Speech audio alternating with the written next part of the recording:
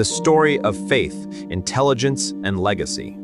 In the dim stillness of an old orphanage dormitory, a frail boy sat awake on a thin mattress while the world around him slept. Cracked walls bore witness to years of neglect, and pale morning light slipped through broken windows, casting soft shadows across rows of resting children. He coughed quietly, careful not to disturb anyone. His face was pale, his body weak, yet his eyes held a calm resolve. At dawn, he knelt beside his bed. With hands folded and a weak oil lamp flickering beside him, he whispered prayers into the silence.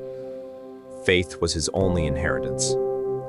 Outside, the orphanage stood worn and tired. Barefoot children swept the dusty yard under a hazy morning sky, unaware that among them lived a mind destined to change many lives. The classroom was small and broken, desks uneven and old. Dust danced in beams of sunlight as the boy sat at the front, eyes fixed on a chalkboard filled with numbers. While others struggled, he understood.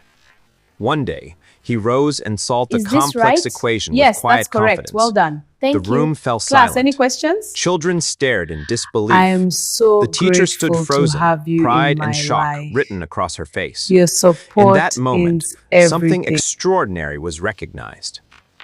At night, under a flickering bulb, the boy studied alone. Old books surrounded him as he coughed softly, refusing to surrender to weakness. Knowledge became his refuge. Illness soon confined him to a narrow bed. A caregiver wiped his forehead as his breathing grew shallow. Still, he clutched his books, thin fingers wrapped tightly around hope. At night, he gazed through a cracked window, moonlight tracing his face. In silence, he prayed again, balancing loneliness with unwavering belief. Years passed. In a modest school hall, applause filled the air as the boy, now a teenager, held multiple certificates. Seats where parents should have sat remained empty. His smile carried pride and quiet sadness. After the ceremony, he walked alone into the sunset, certificates pressed to his chest, long shadows stretching behind him. University life brought new struggles. In a hostel room, he studied engineering late into the night, surrounded by technical drawings and heavy textbooks. Pinned above his desk was a handwritten note. Asterisk, one day, I will build a home for children like me. Graduation day arrived. He stood alone in his engineering gown, degree in hand, smiling not for what he had achieved, but for what he would become. Time transformed him into a respected engineer. In a professional office, he examined blueprints spread across a large table. At construction sites, he led teams with confidence, city skylines rising behind him. Newspapers carried his story.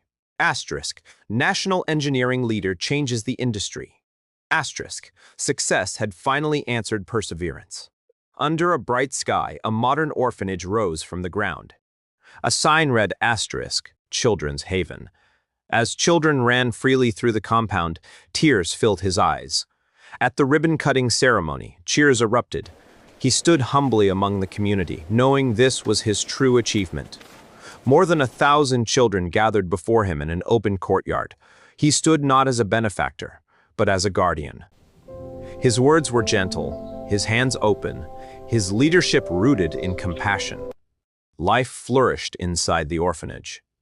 Children ate well, studied in clean classrooms, and played safely, their laughter restoring what had once been stolen. At night, he read bedtime stories to children gathered around him, warmth filling the room.